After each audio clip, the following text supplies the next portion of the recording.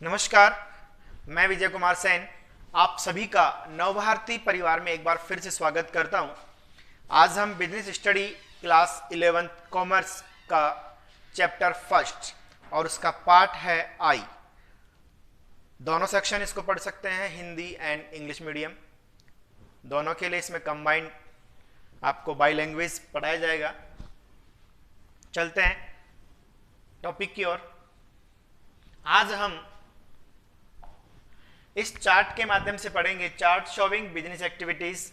Business activities जो हैं उनका जो क्लासिफिकेशन पढ़ेंगे हम, ठीक है। तो बिजनेस एक्टिविटीज का क्लासिफिकेशन में हमने सबसे पहले बिजनेस के बारे में हम जान चुके।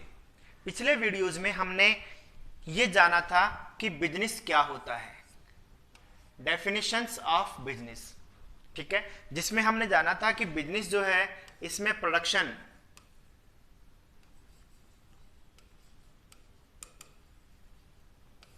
परचेज,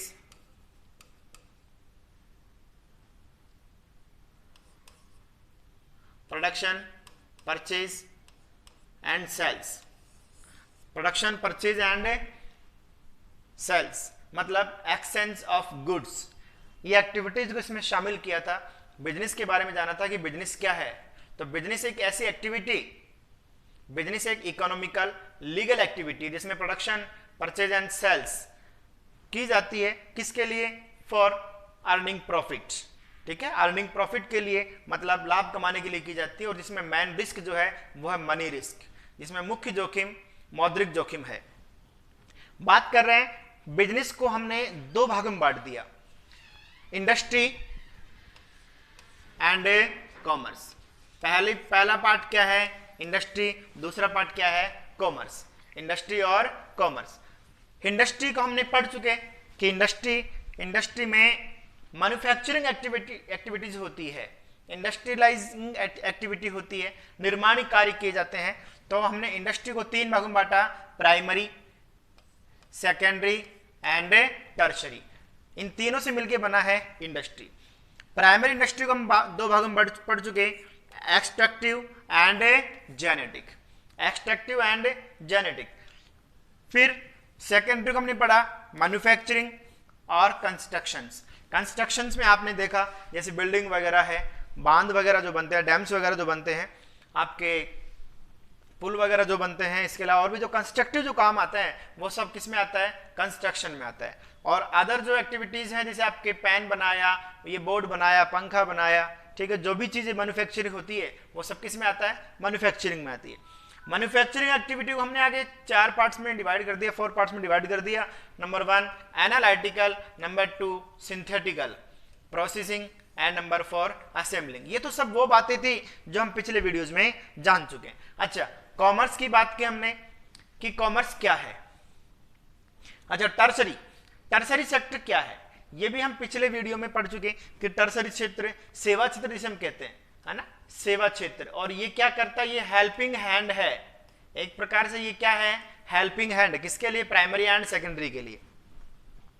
आज का हमारा मेन टॉपिक है वो है कॉमर्स, कि कॉमर्स क्या है। तो कॉमर्स के लिए कह सकते हैं कि trade plus auxiliaries to trade equal to commerce. व्यापार और व्यापार की सभी सहायक क्रियाओं का योग क्या कहलाता है? वाणिज्य कहलाता है। कॉमर्स किसे कहेंगे? All of the activities of trade and related to the trades we call the commerce. Trade को तो हम बात कर रहे थे कॉमर्स में trade and auxiliaries to trade, ठीक है। ट्रेड जो है, ट्रेड को दो भागों में बांट दिया, internal trade and external trade. Trade क्या है सबसे पहले तो हम पढ़ेंगे कि ट्रेड क्या है।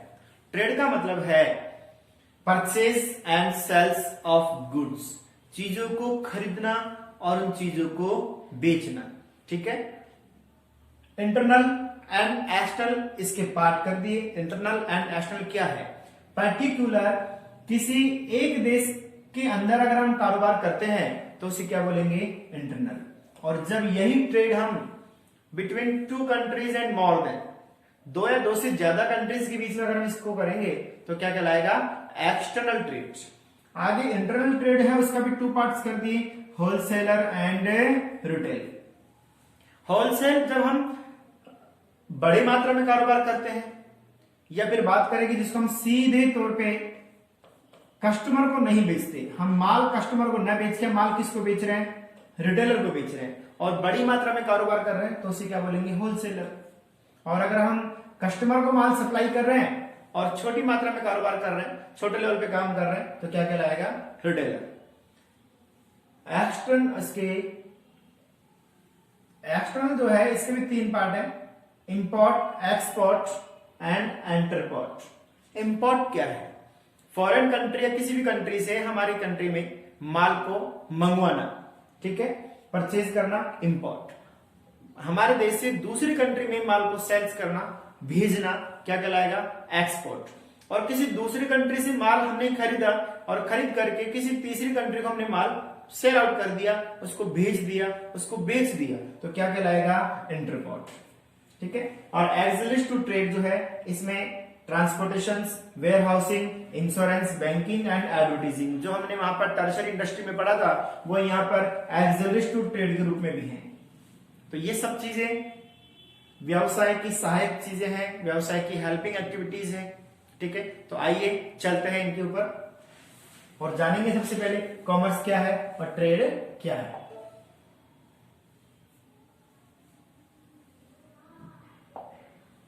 देखिए कॉमर्स, सबसे पहले बात करेंगे कि what is the meaning and definition of the commerce. Commerce क्या है, तो commerce include 2 types of activities. Commerce में साफ साफ कह रहा है कि 2 टाइप्स की एक्टिविटीज होती है। कितने टाइप्स की एक्टिविटी बता रहा है, 2 तरह की एक्टिविटीज होती है। कौन कौन सी होती है, number 1 trade and number 2 is auxiliaries to trade, जो हम पिछले अभी थोड़ी देर पहले पढ़ चुके पिछले पेज पे। Buying and selling of goods is termed as trade. और ट्रेड में हम क्या शामिल कर रहे हैं, buying and selling of goods, purchase and sales of goods. But there are a lot of activities that are required to facilitate the purchase and sales of goods. लेकिन इसके अलावा भी कोई बहुत सारी एक्टिविटीज होती हैं परचेज एंड सेल्स के अलावा भी, these are called सर्विस। और जो भी ये एक्टिविटीज होती है, जो भी सहायक एक्टिविटीज होती है, लॉट ऑफ एक्टिविटीज यहाँ पर जो नाम दिया गया है, इन सभी लॉट ऑफ एक्टिविटीज को हमने क्या कहा, auxiliaries to trades. Purchase and sales, buying and sales के साथ साथ में जो अदर एक्टिविटीज होती है, उन अदर एक्टिविटीज को हमने क्या कहा, auxiliaries to trade. And include transport, वो एक्टिविटीज कौन कौन सी है, तो वो है transport, banking, insurance, communications, advertising, packaging and warehousing. Warehousing. Commerce therefore includes both buying and selling of goods.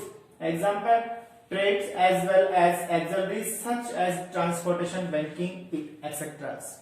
ठीक है, तो हमने जाना कि कॉमर्स क्या है, buying and selling of goods, और इसके अलावा इसमें auxiliaries of goods, auxiliaries to trade भी इंक्लूडेड होता है।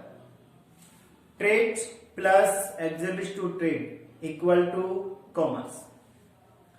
Commerce provides the necessary link between producers and consumers. एक तरफ प्रोड्यूसर होता है तो दूसरी तरफ कंज्यूमर्स होता है। ऐसे समझ सकते हैं कि यहां प्रोड्यूसर है और यहां कंज्यूमर है।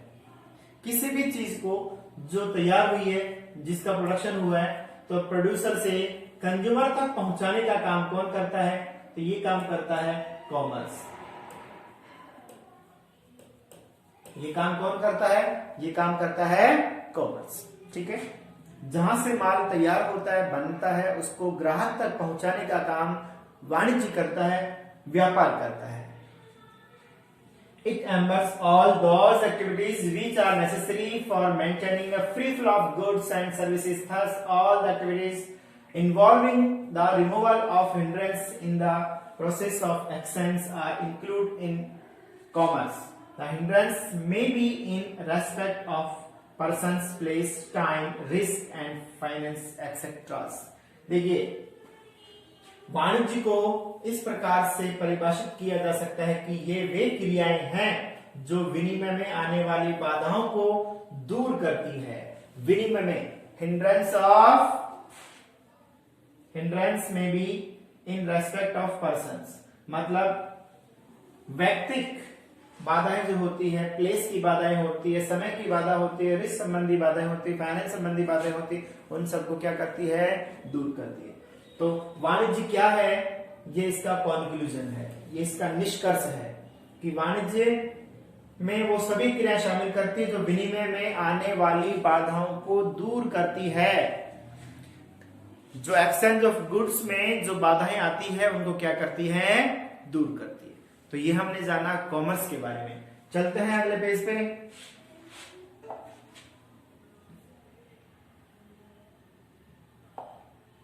व्यापार। व्यापार क्या है?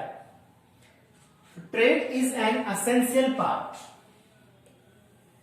असेंशियल पार्ट जरूरी अंग है, अभिन्न अंग है, अनिवार्य अंग है किसका, कॉमर्स का, है ना।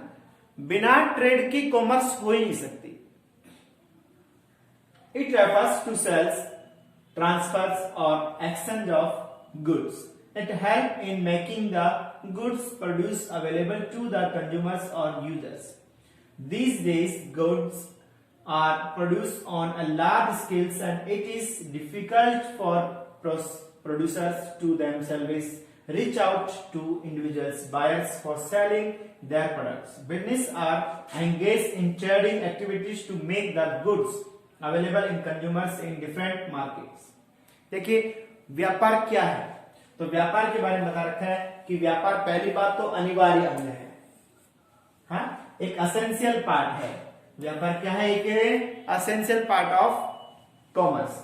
दूसरी चीज इसमें क्या शामिल होती है, ट्रांसफर, या हम कहें कि exchange of goods, exchange of goods. व्यापार में जो क्रियाएं वाणिज्य में होती है, जो एक्टिविटीज कॉमर्स में होती है, वो एक्टिविटीज किस में भी होंगी, व्यापार में भी होंगी। It helps in making the goods produce available to the consumer. जो भी माल बिजनेस में, व्यवसाय में तैयार किया जाता है, व्यापार क्या करता है, व्यापार उन चीजों को ग्राहक तक पहुंचाता है, हाँ, ये उत्पादित वस्तुओं को अंतिम उपभोक्ताओं को उपलब्ध करवाता है। व्यापार को हमने दो भागों में बांट दिया, विभाजित कर सकते हैं, एक आंतरिक और दूसरा बाह्य। अभी हमने चार्ट के माध्यम से पढ़ा था कि जो ट्रेड है उस ट्रेड को टू पार्ट्स में डिवाइड किया, classify into two parts, internal and external, आंतरिक और बाह्य। आंतरिक क्या है, तो देखिए एक ही देश की भौगोलिक सीमाओं के अंदर किया जाता है तो उसे क्या कहते हैं, आंतरिक कहते हैं, इंटरनल कहते हैं। जब किसी भी एक कंट्री की जो बाउंड्रीज हैं उन बाउंड्रीज में रहकर अगर हम काम करते हैं, या फिर कहें कि एक ही देश में किया जाने वाला कारोबार क्या कहलाता है, इंटरनल। और इसी को आगे इंडिकेट किया है कि जब, अच्छा इंटरनल जो है उसके भी डिवीजन पढ़े थे हमने, तो इंटरनल के डिवीजन कर रखा है कि इसके आगे थोक विक्रेता, थोक और फुटकर, थोक और फुटकर, कि इंटरनल जो ट्रेड है उसके टू पार्ट्स है। थोक विक्रेता मतलब होलसेलर, एंड जो फुटकर है, फुटकर ट्रेड जो है वो है रिटेल। जब वस्तुओं का क्रय विक्रय बड़ी भारी मात्रा में, जब सेल्स एंड परचेज, जब हम एक्सचेंज ऑफ गुड्स भारी मात्रा में किया जाता है तो उसे क्या कहते हैं, उसे थोक व्यापार कहते हैं, उसे होलसेलिंग कहते हैं। तथा जब वस्तुओं का क्रय विक्रय अपेक्षाकृत कम मात्रा में किया जाता है तो उसे क्या कहते हैं, फुटकर व्यापार कहते हैं। बाह्य तथा बाह्य विदेशी, देखो यहां पर हमने किसको पढ़ा, आंतरिक व्यापार को पढ़ा। आंतरिक व्यापार के टू पार्ट्स पढ़े, इंटरनल एंड एक्सटर्नल। अब हम किसको पढ़ रहे हैं, अब हम पढ़ रहे हैं बाह्य को। बाह्य एवं विदेशी व्यापार में वस्तुओं एवं सेवाओं का आदान प्रदान दो या दो से अधिक देशों के व्यक्तियों अथवा संगठनों के मध्य किया जाता है। जब हमारा कारोबार एक देश से उठकर के दूसरे देश में पहुंच जाए, ठीक है, तो हम उसे क्या कहेंगे, विदेशी कारोबार कहेंगे, अंतरराष्ट्रीय कारोबार कहेंगे, इंटरनेशनल ट्रेड कहेंगे। हाँ? यदि वस्तुओं का क्रय विक्रय दूसरे देश से किया जाता है तो उसे आयात व्यापार कहते हैं। देखिए यदि वस्तुओं का क्रय यदि वस्तुओं का क्रय अगर हम दूसरे देश से करते हैं, अगर हम दूसरे देश से माल मंगवा रहे हैं उसे क्या कहेंगे, इंपोर्ट कहेंगे, आयात कहेंगे। लेकिन अगर हम दूसरे देश को सेल्स कर रहे हैं, माल बेच रहे हैं, तो उसको हम एक्सपोर्ट कहेंगे। ठीक है। और आगे इसमें लिखा है कि अगर उसको हम परचेज करके दोबारा सेल्स कर रहे हैं, किसी दूसरे देश से परचेज किया और तीसरे देश को बेच दिया, तो हम उसे क्या कहेंगे, उसे हम पुनर्निर्यात कहेंगे, इंटरपोर्ट कहेंगे उसे। ठीक है। तो ये था व्यापार और इसके पार्ट्स।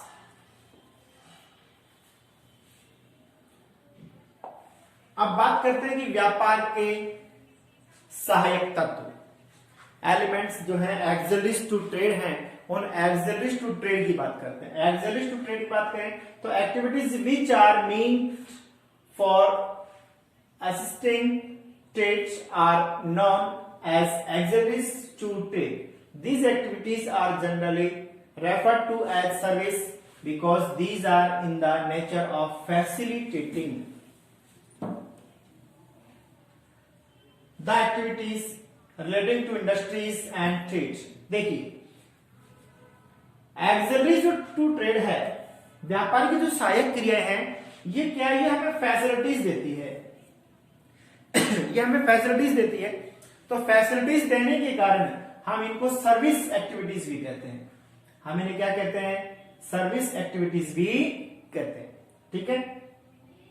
व्यापार में सहायक क्रियाओं को व्यापार में सहायक व्यापार के सहायक कहते हैं। इन क्रियाओं को सेवाएं भी कहते हैं, है ना, क्योंकि ये उद्योग एवं व्यापार में सहायक होती है। परिवहन, बैंकिंग, बीमा, भंडारण एवं विज्ञापन व्यापार के सहायक कार्य, अर्थात ये वे क्रियाएं हैं जो सहायक की भूमिका निभाती है। तो एक्सिलरीज टू ट्रेड का मतलब क्या है, all of the activities that helps to the trade and business to grow up, है ना, जो व्यवसाय और व्यापार को आगे बढ़ने में मुख्य भूमिका निभाती है, सहायक की भूमिका निभाती है, उनकी हेल्प करती है, उनकी सहायता करती है, उन्हें क्या कहेंगे, एक्सिलरीज टू ट्रेड। ठीक है।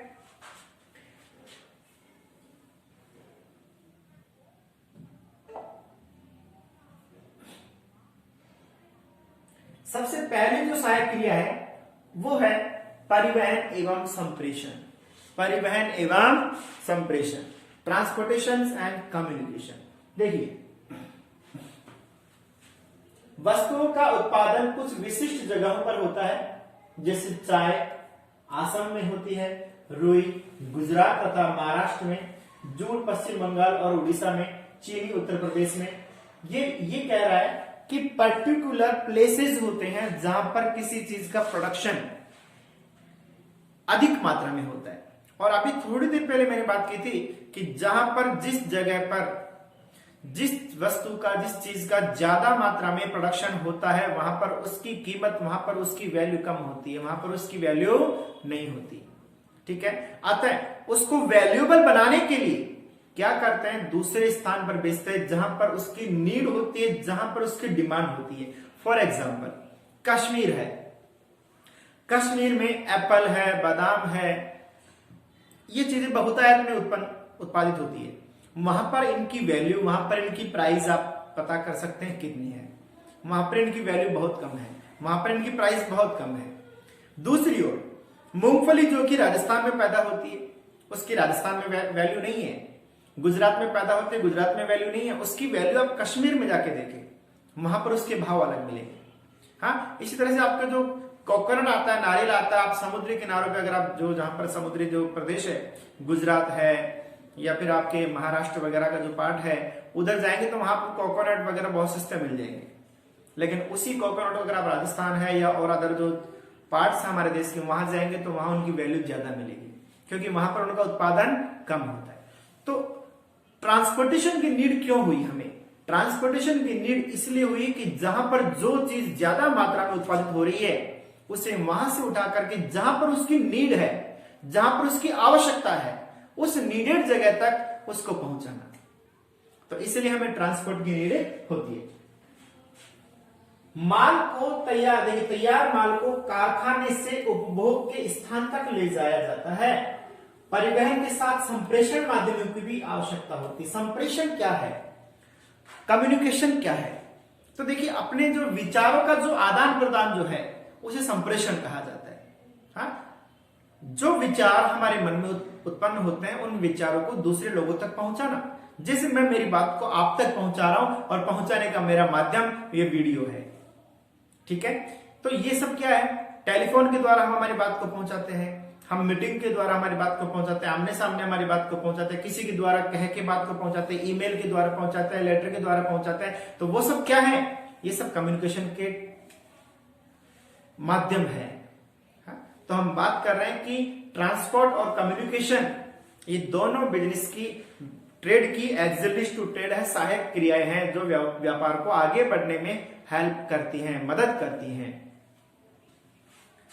एक दूसरे सूचनाओं का आदान प्रदान कर सके तो डाक एवं टेलीफोन सेवाएं भी व्यावसायिक क्रियाओं की सहायक मानी जाती है, ठीक है।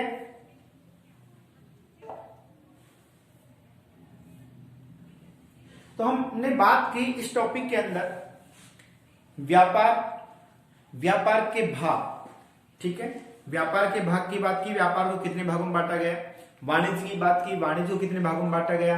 आंतरिक व्यापार क्या है, बाह्य व्यापार क्या है, हाँ, आपके इंपोर्ट क्या है, एक्सपोर्ट क्या है, होलसेल क्या है, रिटेल क्या है। उम्मीद करता हूं कि आपको ये वीडियो बिल्कुल पसंद आया होगा और अधिक से अधिक बच्चों तक इसको पहुंचाएं। सब्सक्राइब करें, लाइक करें, शेयर करें। अगले वीडियो में फिर मिलेंगे, तब तक के लिए जय हिंद, जय भारत।